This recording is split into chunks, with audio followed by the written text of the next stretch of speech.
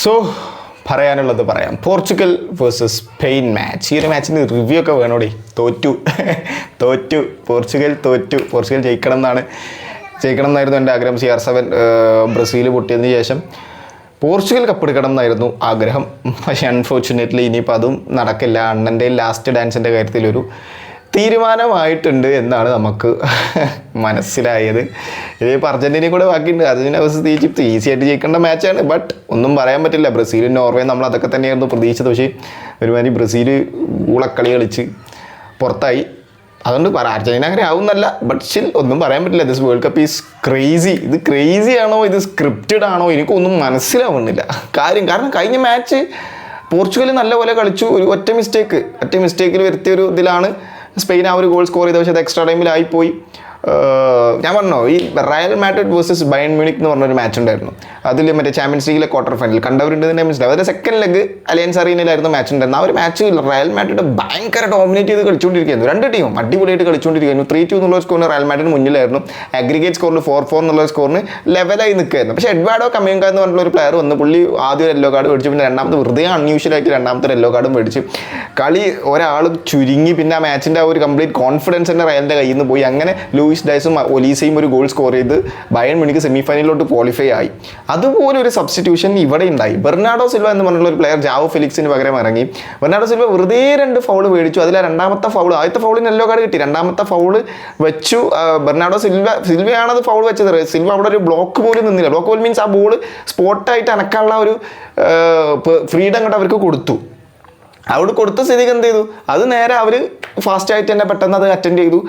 ആ ഒരു fast free kick അതെടുത്തു, പെട്ടെന്ന് പാസ് കൊടുത്തു. അത് ഫെറാൻ കൊടുത്തു. ഫെറാൻ അത് സ്പോട്ടിൽ മിക്കൽ മെറിനെ കൊടുത്തു. മിക്കൽ മെറിനെ ഓഫ് സൈഡ് ട്രാപ്പൊക്കെ പൊളിച്ചിട്ട് ഒരു ഷോട്ട് അങ്ങോട്ട് അടിച്ചു. ഗോളായി. ഡിയേഗോ കോസ്റ്റ അവിടെ ബീറ്റണായി. ഡിയേഗോ കോസ്റ്റ ഒക്കെ എന്ന് പറഞ്ഞാൽ 90 മിനിറ്റും അടിപൊളിയായിട്ട് കളിച്ചതാണ്. ഫസ്റ്റ് ഹാഫിൽ ലമീൻ യമാലിൻ്റെ ഒരു ഷോട്ട്, ബയനയുടെ ഒരു ഷോട്ട്, ഇതൊക്കെ വളരെ ബ്യൂട്ടിഫുൾ ആയിട്ട് സേവ് ചെയ്തിട്ടാണ് മറ്റേ ഡിയേഗോ കോസ്റ്റ എന്ന് പറഞ്ഞുള്ള പോർച്ചുഗലിൻ്റെ പ്ലെയർ. ഇതുവരെ വേൾഡ് കപ്പിൽ കഴിഞ്ഞ മാച്ചിലും അതിൻ്റെ മുമ്പത്തെ മാച്ചിലും എല്ലാത്തിലും കൊളംബിയക്കെതിരെ ആയിക്കോട്ടെ ക്രൊയേഷ്യക്കെതിരെ ആയിക്കോട്ടെ വളരെ ബ്യൂട്ടിഫുൾ ആയിട്ട് ഒരു പെർഫോമൻസ് ഫുൾ ഓഫ് ചെയ്തതാണ് ഡിയേഗോ കോസ്റ്റ എന്ന് പറഞ്ഞാൽ. ഡിയേഗോ കോസ്റ്റയ്ക്ക് ഒന്നും ചെയ്യാൻ പറ്റില്ല മിക്കൽ മെറിനോൻ്റെ ആ ഒരു ഷോട്ടിൽ. എന്ത് ചെയ്യാനവിടെ? ബെർണാഡോ സിൽവ വെറുതെ വന്ന ആ ഒരു നല്ല രീതിയിൽ കളിച്ചുകൊണ്ടിരുന്ന പോർച്ചുഗലിനെ വെറുതെ എടുത്ത് അങ്ങോട്ട് പുറത്താക്കി. ഇതാണ് ഈ ഒരു മാച്ചിൻ്റെ ഒരു ചുരുക്കം എന്ന് പറഞ്ഞാൽ. പിന്നെ കണ്ടൻസും കാര്യങ്ങളൊക്കെ ഇഷ്ടമാണെന്നുണ്ടെങ്കിൽ ചാനൽ ജസ്റ്റ് ഒന്ന് സബ്സ്ക്രൈബ് ചെയ്തിട്ടൊന്ന് പറഞ്ഞാണ്ട് സ്റ്റാർട്ട് ചെയ്യുന്നു. ഈ ഒരു മാച്ച് തുടങ്ങിയത് സ്പെയിനിൻ്റെ ഒരു ഡോമിനേഷൻ കൊണ്ട്. ഫസ്റ്റ് ഹാഫിലൊക്കെ സ്പെയിനായിരുന്നു ഡോമിനേറ്റ് ചെയ്തിരുന്നത്. പോർച്ചുഗലിന് കമ്പാരിറ്റീവ്ലി പൊസഷൻ കുറവായിരുന്നു. ഹൈഡ്രേഷൻ ബ്രേക്കിന് ശേഷം സ്പെയിൻ തന്നെയായിരുന്നു ഡോമിനേറ്റ് ചെയ്തുകൊണ്ടിരുന്നത്. Midfield domination. ഓക്കെ, പോർച്ചുഗലിൻ്റെ അഹങ്കാരം എന്നൊക്കെ പറയുന്നത് മിഡ്ഫീൽഡ് ആണല്ലോ. Paris Saint Germain, Vitinha, Joao Neves, player of the season, premier ലീഗിലെ വേൾഡിലെ ബെസ്റ്റ് ഫുട്ബോൾ ലീഗിലെ പ്രീമിയർ ലീഗിലെ പ്ലെയർ ഓഫ് ദ സീസൺ എന്ന് പറയുന്ന ബ്രൂണോ ഫെർണാണ്ടസ്. അങ്ങനെ 3 അഹങ്കാരത്തോടു കൂടി കൊണ്ടടക്കുന്ന 3 മിഡ്ഫീൽഡേഴ്സ്. പക്ഷേ ഒരു കാര്യം ഉണ്ടായില്ല എന്നുള്ളതാണ് യാഥാർത്ഥ്യം. നമുക്കെല്ലാവർക്കും അറിയാം അവരുടെ ഒരു ക്ലാസ്സിനൊത്ത പെർഫോമൻസ് ഒന്നും പുൾ ഓഫ് ചെയ്തില്ല. പോർച്ചുഗലിന് യാതൊരുവിധ ഉപകാരം അവരുടെ ക്ലാസ് കൊണ്ട് ഉണ്ടായില്ല. ബ്രൂണോ ഫെർണാണ്ടസ് ഒക്കെ അവസാനം വെച്ച് എനിക്ക് ഓർമ്മയുണ്ട് ഒരു ക്രോസ് കൊടുത്തിരുന്നു. One of the best play maker in the world right now. ആ ചങ്ങായി കൊടുത്ത ക്രോസ് കാണണം നിങ്ങൾ. ആർക്കും ഗതിയില്ലാത്തൊരു ക്രോസ് അത്രയും ക്രൂഷ്യൽ മൊമെൻറ്റിൽ.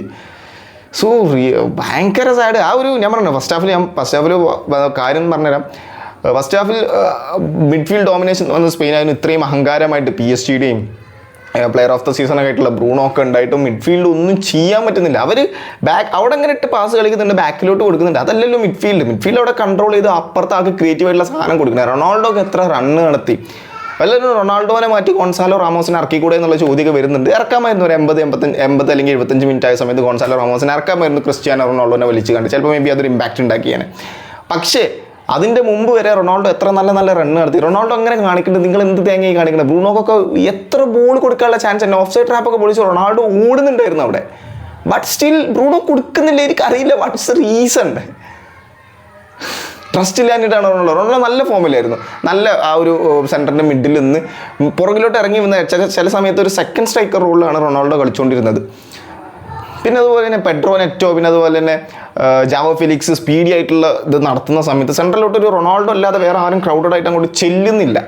അവിടെ ഒരു ക്രൗഡഡ് ആയിട്ടുള്ളൊരു സ്പേസ് വേണം. കാരണം സ്പെയിന് ആ ഡിഫൻസ് ഇതുവരെ ഗോൾ വഴങ്ങിയിട്ടില്ല. അതൊരു വലിയൊരു അഡ്വാൻറ്റേജ് ആണ് സ്പെയിനെ സംബന്ധിച്ചിടത്തോളം. ഉനൈ സൈമണും സ്പെയിൻ്റെ ഡിഫൻസ് ഇതുവരെ ഗോൾ വഴങ്ങിയിട്ടില്ല. കംപ്ലീറ്റ് ക്ലീൻ ഷീറ്റാണ് ഇതുവരെ വേൾഡ് കപ്പിൽ. പക്ഷേ ആ ഒരു ഡിഫൻസിനെ വേണമെങ്കിൽ സ്പ്ലിറ്റ് ചെയ്യാമായിരുന്നു. കുറേ പ്രാവശ്യം ഇപ്പോൾ തെളിയിച്ചു പോർച്ചുഗൽ തന്നെ. പക്ഷേ അത് ഇവന്മാർ ക്രൗഡഡ് ആയിട്ട് നിൽക്കുന്നില്ല, അവരെല്ലാവരും അവിടെ പുറകിൽ നിൽക്കുക, അവർക്ക് ജയിക്കണ്ടേ കളി. അങ്ങനെ കുറേ ഡീമെറിറ്റ്സ് പോർച്ചുഗലിൻ്റെ ഭാഗത്ത് നിന്ന്. പക്ഷേ ഫസ്റ്റ് ഹാഫിൽ തന്നെ ന്യൂനോ മെൻഡസിൻ്റെ ഒരു ഷോട്ട് ഡിഫ്ലക്റ്റഡ് ആയി പോസ്റ്റുമ തട്ടി പോയിട്ടുണ്ടായിരുന്നു, അത് നല്ലൊരു ഷോട്ടായിരുന്നു. പിന്നെ ലമീൻ യമാലിനെ പൂട്ടാൻ ന്യൂനോ മെൻഡസിന് ഒരു പരിധി വരെ പറ്റി. പിന്നെ 55ാമത്തെ മിനിറ്റ് ആയ സമയത്ത് ലമീൻ യമാലിൻ്റെ തന്നെ ഒരു ഷോട്ട് സ്ട്രെച്ച് ചെയ്ത് റിക്കവർ ചെയ്യുന്നതിൻ്റെ ഇടയ്ക്ക് ന്യൂനോ മെൻഡസിന് പരിക്കായി. ന്യൂനോ മെൻഡസിനെ കയറ്റി ആ സൈഡിൽ നെൽസൺ സെമഡോനെ ഇറക്കി. അവിടെയാണ് പോർച്ചുഗലിൽ ഒരു ചെറിയൊരു ഡീമെറിറ്റ് വന്നത്. ലമീൻ യമാലിനെ പൂട്ടാൻ നെൽസൺ സെമഡോക്ക് പറ്റി. പക്ഷേ അൺഫോർച്ചുനേറ്റ്ലി അറ്റാക്കിങ്ങിൽ ന്യൂനോ മെൻഡസ് കൊണ്ടുവരുന്ന ഒരു ടൈപ്പ് ഓഫ് എഫേർട്ട് ഉണ്ട്, അത് കൊണ്ടുവരാൻ പറ്റിയില്ല. അത് ഫസ്റ്റ് ഹാഫിൽ അത് ഉണ്ടായിരുന്നു, സെക്കൻഡ് ഹാഫിൽ അത് ഭയങ്കരമായിട്ട് ലാക്ക് ചെയ്തത് ന്യൂനോ മെൻഡസിനെ വലിച്ചപ്പോഴാണെന്നാണ് എനിക്ക് പേഴ്സണലി തോന്നുന്നത്, എൻ്റെ അഭിപ്രായമാണ് അത്. അപ്പോൾ അങ്ങനെയൊക്കെയാണ് സെക്കൻഡ് ഹാഫിൽ കാര്യമായിട്ടൊന്നും ഇല്ലടേ. അതിന് ആ ഒരു ബെർണാഡോ സിൽവനെ ഇറക്കിയതാണ് ഗെയിം ചേഞ്ചർ എന്ന് പറയുന്നത്. പിന്നെ ഓഫ് കോഴ്സ് സ്പെയിൻ എന്ന് പറയുന്നത് മിക്കൽ മെറീനോ, പിന്നെ അതുപോലെ ഫാബിയാൻ റൂയിസ് ഇതുപോലത്തെ ചേഞ്ചസ് വരുത്തിയതിൽ അവർക്ക് ഭയങ്കരമായിട്ടുള്ളൊരു അഡ്വാൻറ്റേജ് കിട്ടുകയും ചെയ്തു. ഫെറാൻ ടോറസിനെ ഇറക്കി. ഫെറാൻ ടോറസും നമ്മളെല്ലാവരും കളിയാക്കുന്നതാണ് ഫെറാൻ ടോറസിനെ. പക്ഷേ ഫെറാൻ ടോറസിൻ്റെ ഒരു ക്രൂഷ്യൽ അസിസ്റ്റാണ് മിക്കൽ മെറീനോട് ഗോൾ സ്കോർ ചെയ്തത്. So he proved himself you are all wrong. നമ്മളെല്ലാവരും തെറ്റാണ്, പുള്ളിയെ തെറ്റിദ്ധരിക്കപ്പെട്ടിരിക്കുകയാണ് പുള്ളിയെ വെച്ച് എന്നുള്ളത് പുള്ളി പ്രൂവ് ചെയ്തു എന്നുള്ളതാണ്. പിന്നെ വേറെന്താ ഈ മാച്ചിനെ കുറിച്ച് പറയാം. ഫസ്റ്റ് ഹാഫിൽ സ്പെയിൻ്റെ ഷോട്ട്, ഫസ്റ്റ് ഹാഫ് ഒരു 20-25 മിനിറ്റ് വരെ സ്പെയിൻ അടിക്കുന്ന ഷോട്ടുകളെല്ലാം യമാൽ ആയിക്കോട്ടെ, ബയേൻ ആയിക്കോട്ടെ, ചിലതൊക്കെ പറത്തി വിടുന്നുണ്ട്. അതിലേതിലോ പറത്തി വിടുന്നുണ്ടായിരുന്നു. സ്പെയിൻ്റെ ഫിനിഷിങ് കുറച്ച് കുറവായിരുന്നു. ഓയർസബാൽ ഇൻക്ലൂഡിങ് ഓയർസബാൽ കുറച്ച് ഫിനിഷിങ് ഇച്ചിരി ഇതായിരുന്നു. ഫസ്റ്റ് ഹാഫിൽ ഓയർസബാലിന് ഒരു ഓപ്പൺ ചാൻസ് ഇട്ടിരുന്നു, 1-on-1 with goal keeper Diego Costa. പക്ഷേ അൺഫോർച്ചുനേറ്റ്ലി പുള്ളി അത് ഓഫ് സൈഡ് ആണെന്ന് വിചാരിച്ചത്, ഒരു കോൺഫിഡൻസ് ഇല്ലാതെ അടിച്ചത്. പക്ഷേ ഓഫ് സൈഡ് അല്ലായിരുന്നു, അത് ഓൺ സൈഡ് ആയിരുന്നു. ഓക്കെ, അങ്ങനെ അത് പോയി. അങ്ങനെ ചെറിയ ട്രൈകളൊക്കെ ഉണ്ടായിരുന്നു. പക്ഷേ ഒരു ത്രില്ലിംഗ് അല്ലേ, വലിയ ത്രില്ലിംഗ് ഒന്നും അല്ലായിരുന്നു. ഒരു കളി അങ്ങനെ കളിച്ചു പോയി. ഒരു 90+ മിനിറ്റ് ആയപ്പോൾ സ്പെയിൻ ഒരു ഗോൾ സ്കോർ ചെയ്തു, അതവിടെ കഴിഞ്ഞു, അത്രേ ഉള്ളൂ. പിന്നെ ലാസ്റ്റ് ബെർണാഡോ സിൽവൻ്റെ ഒരു ഹെഡ് ഉണ്ടായിരുന്നു, അത് ജസ്റ്റ് മിസ്സായിട്ട് അങ്ങനെ പോയി. ബെർണാഡോ സിൽവ, ഞാൻ പറയുകയാണെങ്കിൽ ബെർണാഡോ സിൽവ അവിടെ ഒരു ഗോൾ സ്കോർ ചെയ്യണം. ആ ചങ്ങായി കാരണമാണ് ഒരു ആവശ്യമില്ലാതെ പോർച്ചുഗൽ അവിടെ ഒരു ഗോൾ വഴങ്ങിയത്. സോ ഇറ്റ്സ് ഫുട്ബോൾ, മിസ്റ്റേക്സ് ഒക്കെ പറ്റും. ഞാൻ പുള്ളിനെ അങ്ങനെ അടിച്ചാക്ഷേപിക്കല്ല. നമ്മൾ ആസ് എ ഓഡിയൻ നമ്മളൊരു കാര്യം കൂടെ പറയാം, അത്രയേ ഉള്ളൂ. നമ്മുടെ ഒരു എന്തെങ്കിലുമൊക്കെ അത് പറഞ്ഞ് തീർക്കേണ്ടത് ഇതേക്കാം. സോ സ്പെയിൻ അങ്ങനെ ക്വാർട്ടർ ഫൈനലിലോട്ട് ക്വാളിഫൈ ആയിട്ടുണ്ട്. സ്പെയിൻ വേഴ്സസ് ബെൽജിയമാണ് മാച്ച് ഉള്ളത്. ബെൽജിയം അവിടെ USA പരാജയപ്പെടുത്തിയിട്ടുണ്ട്. അത് ബെൽജിയം സേവ്ഡ് ഫുട്ബോൾ എന്നൊക്കെ പറയേണ്ടി വരും. ഫുട്ബോളാണ് ഇത്, ഷോക്കർ അല്ലാന്ന് തെളിയിച്ചു കൊടുത്തിട്ടുണ്ട് ബെൽജിയം. സോ ഇതൊക്കെയാണ് ഇനി വേൾഡ് കപ്പിൻ്റെ ഒരു ഇൻട്രസ്റ്റ് ഒരു പകുതി കുറഞ്ഞിടെ. ബ്രസീലും പോർച്ചുഗലും പോയ സമയത്ത് ഇവരൊക്കെ വേണം, എന്നാലേ ഒരു രസമുള്ളൂ. It's a true reality. So ഇങ്ങനെയൊക്കെയാണ് വേൾഡ് കപ്പിൻ്റെ അവസ്ഥ. ഇപ്രാവശ്യത്തെ വേൾഡ് കപ്പ് എങ്ങനെയാണ്? നിങ്ങളുടെ വിലയേറിയ അഭിപ്രായങ്ങൾ താഴെ കമൻറ്റ് ബോക്സിൽ രേഖപ്പെടുത്തൂ. Thank you so much.